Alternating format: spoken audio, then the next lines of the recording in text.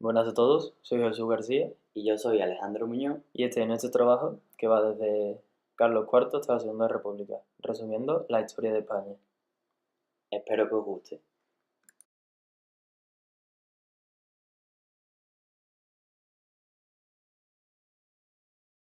El Tratado de Fontainebleau fue firmado por Napoleón y Godoy, que era el valido de Carlos IV, el 27 de octubre de 1807.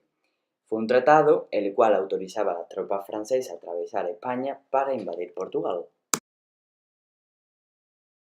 En esta imagen vemos el avance de las tropas francesas por España y Portugal. El motín de Aranjuez. Los españoles estaban en descontento porque los franceses se estaban asentando en las principales ciudades. Por ello asaltaron el Palacio Real y Godoy fue destituido. Carlos IV abdicó en su hijo mayor, Fernando VII.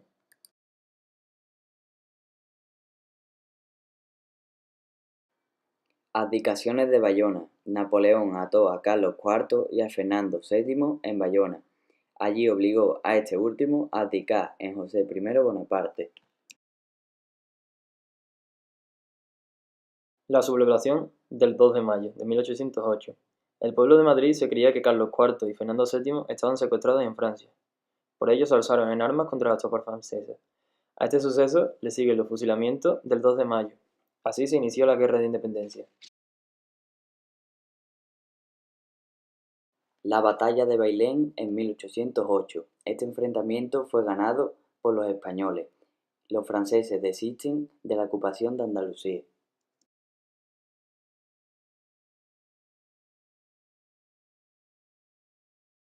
La Constitución de Cádiz.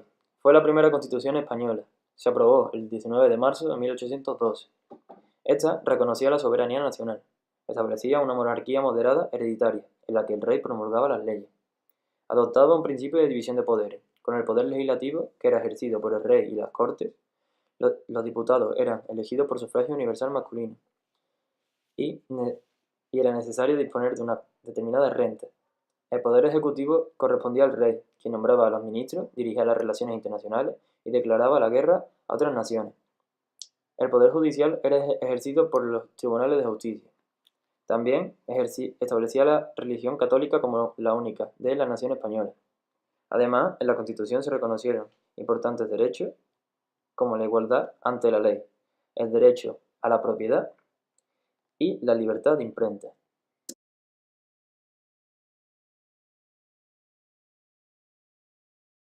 El manifiesto de los persas. Cuando Fernando VII regresó a España en marzo de 1814, un grupo de diputados absolutistas le entregaron el manifiesto de los persas, el cual le sugerían que restituyera la plena soberanía real.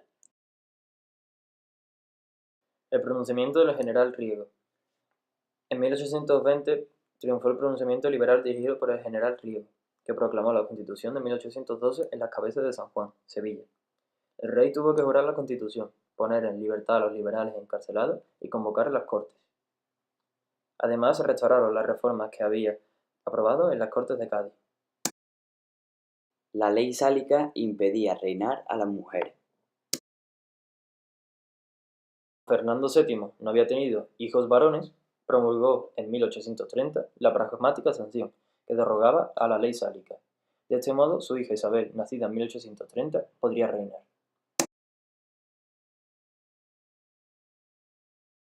La primera guerra carlista fue un conflicto dinástico y un enfrentamiento ideológico entre dos bandos, los liberales que apoyaban a Isabel y los carlistas que defendían el absolutismo, la vuelta del antiguo régimen y el mantenimiento de los fueros. Los carlistas tuvieron sus principales partidarios en el País Vasco y Navarra, y en algunas zonas de Aragón, Cataluña y Valencia. La guerra terminó con la derrota carlista.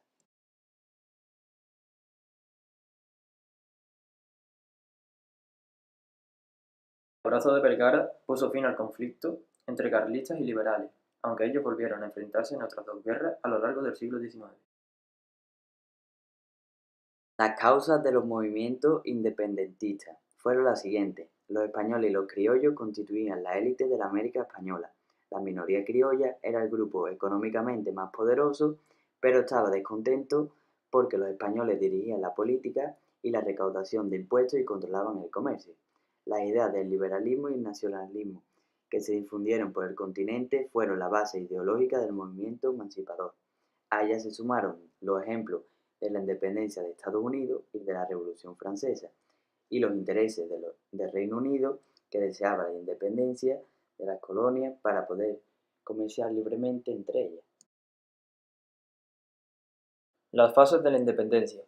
De 1808 a 1815, tras el vacío de poder creado en España durante la Guerra de Independencia, en 1810 se organizaron juntas en varios territorios americanos que proclamaron su independencia. Trataron de establecer relaciones diplomáticas con el Reino Unido e incluso promulgaron constituciones.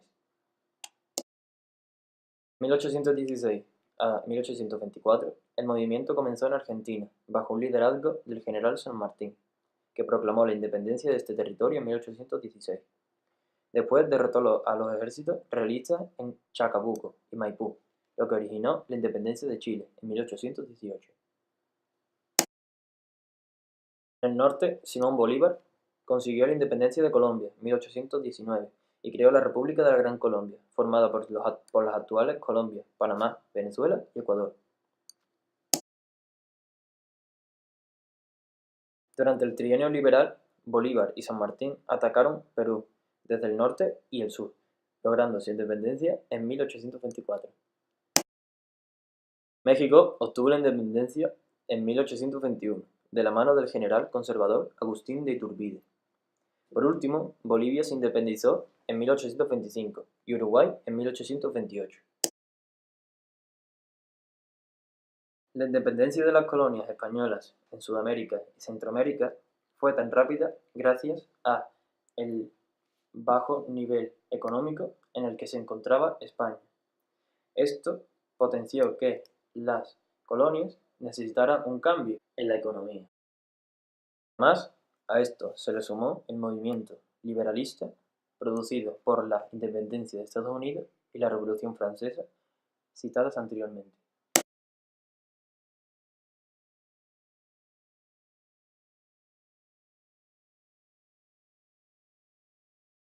Reinado de Isabel II. Fue hija de Fernando VII, que hereda el trono tras la muerte de este en 1833 con tan solo 3 años. Su madre, María Cristina, será la regente. Se opondrá a ella los carlistas. También María Cristina cuenta con el apoyo de los liberales, que se dividen en dos grupos, los moderados y los progresistas.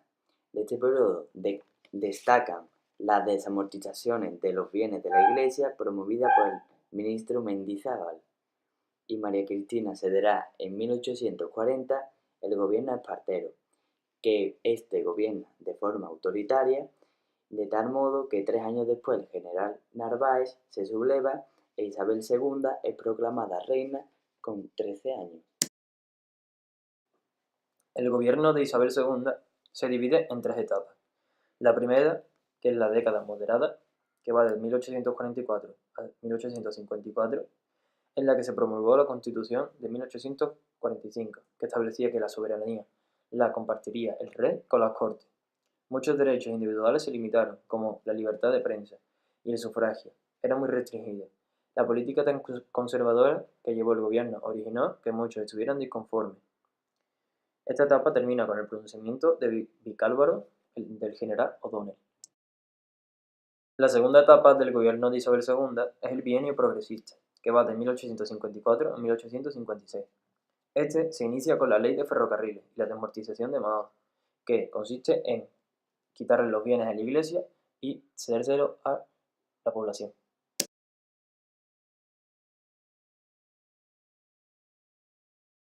El último periodo del gobierno de Isabel II es un periodo de estabilidad que termina con el Pacto de Ostende.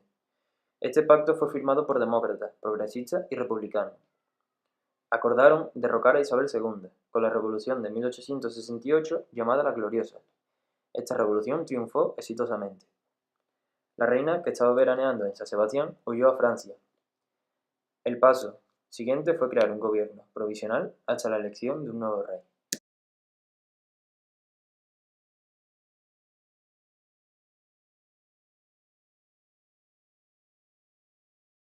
Amadeo I reinó España durante 1861 y 1873. Fue nombrado rey de España y tuvo que hacer frente a monárquicos, iglesia y republicanos. Lo rechazaba por extranjeros. Estalló una guerra en Cuba y una nueva guerra carlista. Amadeo I abdicó. Esta es la guerra en Cuba.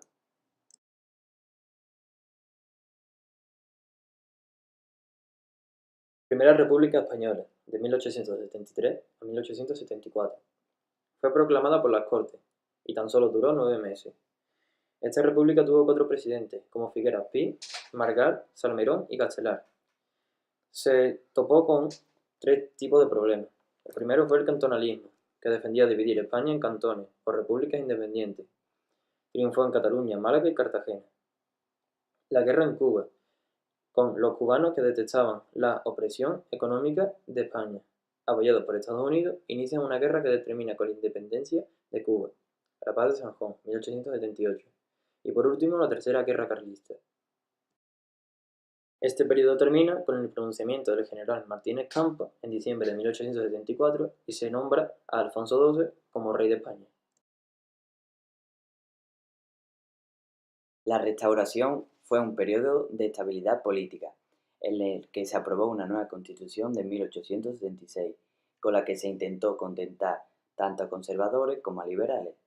Se alternaron en el poder los conservadores y los liberales. Los conservadores defendían a la Iglesia y el orden social, y los liberales querían reformas sociales y sufragio masculino. El turnismo permitía que ambos gobiernos se turnaran en el poder.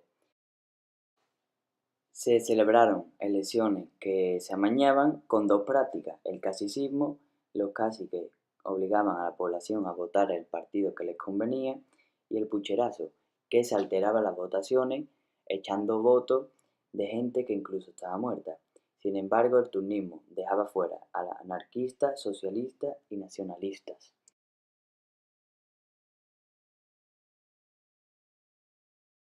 La regencia de María Cristina.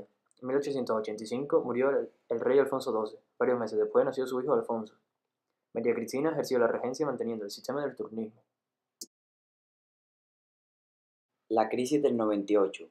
En 1878 se firmó la Paz de San Juan, no reconociéndose ni la independencia de Cuba ni la abolición de la esclavitud. En 1898 sí se logró la independencia tras una guerra que duró 3 años. España renuncia a Cuba en el Tratado de París, declarada independiente. Filipinas y Puerto Rico, a cambio de 20 millones de dólares, se convirtieron en colonias de Estados Unidos, y era el final del Imperio Español en América y en Asia. El reinado de Alfonso XIII, de 1902 a 1923, se mantuvo el sistema del turnismo entre liberales y conservadores. La burguesía catalana y vasca empezaron a apoyar a los partidos nacionalistas, con la Liga Regionalista en Cataluña y el Partido Nacionalista Vasco en el País Vasco.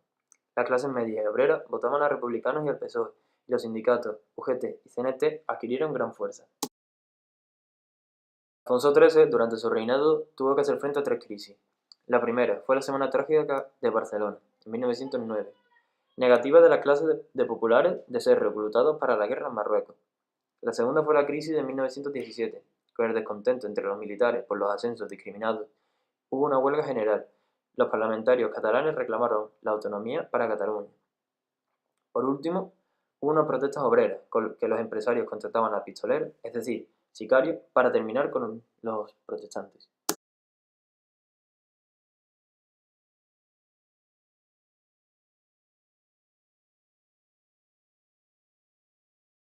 La dictadura de Primo de Rivera, de 1923 hasta 1930. España sufre la derrota de Anual en Marruecos en 1921.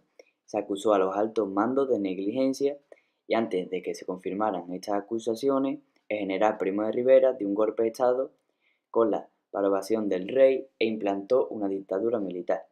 Automáticamente suspendió la Constitución, disolvió las Cortes y prohibió los partidos políticos y los sindicatos.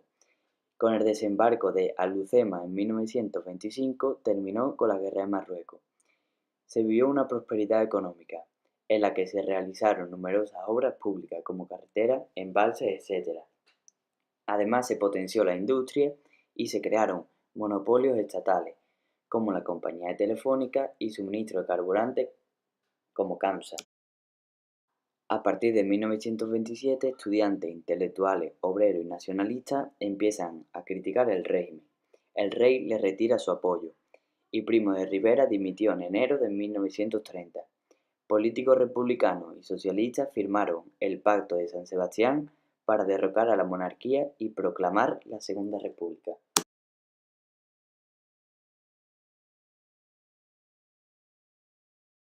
Segunda República, una etapa que comprende los años 1931 y 1933, que comenzó en el 12 de abril de 1931. Ese día se celebraron elecciones municipales, que dieron el triunfo a las candidaturas republicanas. Estas candidaturas ganaron en casi todas las capitales de provincias de España. Este resultado fue conocido por Alfonso XIII y lo obligó a emigrar. También se formó un gobierno provisional que proclamó la Segunda República. Este evento fue el 14 de abril de 1931. El presidente sería Niceto Alcalá Zamora. Las Cortes elaboraron una Constitución de 1931.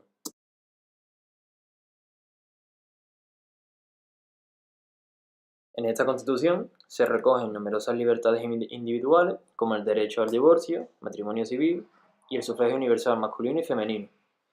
También se recoge la Declaración de España como Estado aconfesional, quiere decir sin una religión oficial. Se reconocía la libertad de conciencia y el derecho a recibir una educación laica. La posibilidad de crear autonomías. Y por último, se potenciaba la enseñanza pública. Como se puede ver en la imagen, abajo a la izquierda se puede ver un escudo en el cual pone libertad, igualdad y fraternidad. Este es el mismo lema que tiene Francia.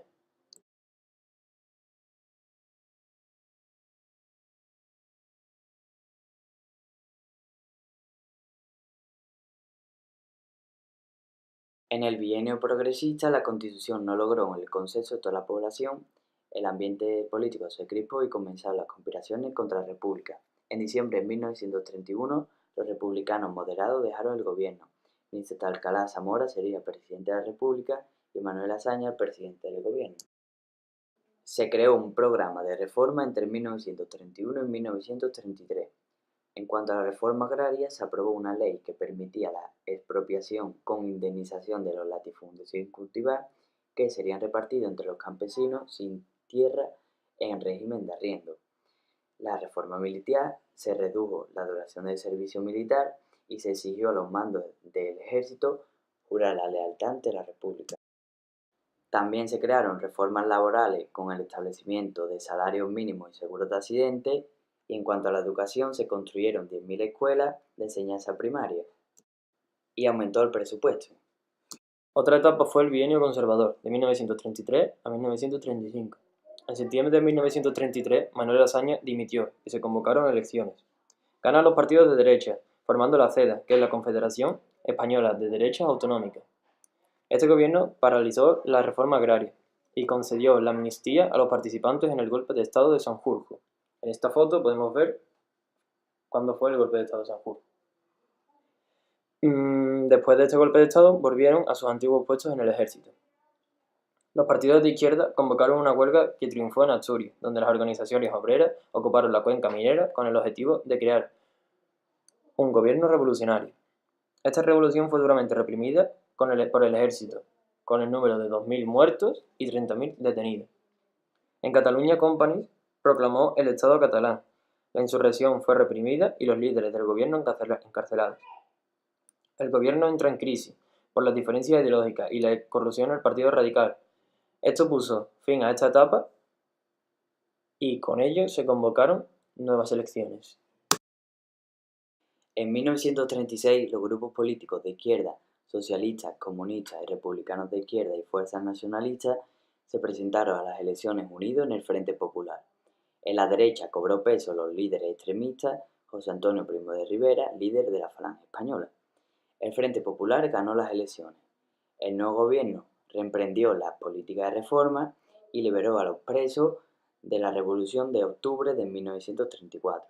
Alcalá Zamora fue el presidente de la República. El 12 de julio de 1936, pistoleros de la derecha asesinaron al teniente Castillo, que era un militar de izquierda. Un día después, los compañeros del teniente Castillo asesinaron a Calvo Sotelo, que era el líder de la derecha. Estos acontecimientos precipitaron la sublevación de las tropas españolas del norte de África el 17 de julio de 1936, dirigidas por el general Franco. Espero que os haya gustado nuestro vídeo. Muchas gracias por vuestra atención. Muchas gracias. Pero para